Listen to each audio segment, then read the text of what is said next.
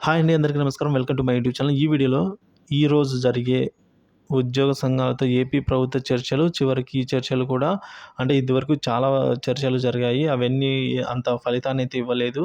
So, ఈ చర్చలు కూడా టీ బిస్కెట్‌కే పరిమితం అవుతాయనైతే పెన్షన్‌లలో అయితే అనుమానం వ్యక్తం అవుతుందండి.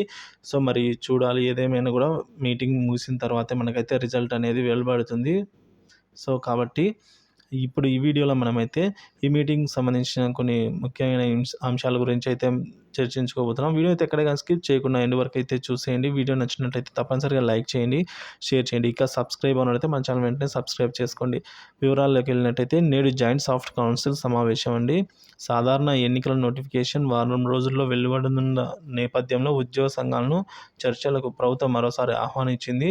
సచివాలయంలో ఈరోజు మధ్యాహ్నం 3 గంటలకు ఉద్యోగ సంఘాలతో జాయింట్ సాఫ్ట్ కౌన్సిల్ సమావేశం ఏర్పాటు చేయనుంది. ఈ మేరకు ప్రభుత్వ ప్రధాన కార్యదర్శి కెఎస్ జవహర్ రెడ్డి ఉద్యోగ సంఘాలకు బుధవారం సమాచారం అయితే అందించారండి నిన్న. సో, గత నెల 12న ఉద్యోగ సంఘాలతో సమావేశం నిర్వహించిన ప్రభుత్వం వారి డిమాండ్లు పరిష్కారం చేయకపోగా ఉద్యోగ సంఘాలను చలో విజయవాడ కార్యక్రమం అయితే జరగకుండా ఆపగలిగిందండి. సో, దీనిపై ఉద్యోగ సంఘాలు ప్రభుత్వంపై ఇప్పుడు ఆగ్రహంగా అయితే ఉన్నారు. ఎన్నికలు ముంచుకొస్తున్న తరుణంలో ఉద్యోగుల్లో అసంతృప్తితో ఎంతో కొంత తగ్గించేందుకు పీఆర్సీతో పాటు పెండింగ్ బకాయిలైన డీఏ అరియర్స్, మరియు ఆర్థికేతర అంశాల గురించి ప్రభుత్వం అయితే ఇప్పుడు చర్చించనుందండి ఈ మీటింగ్‌లో.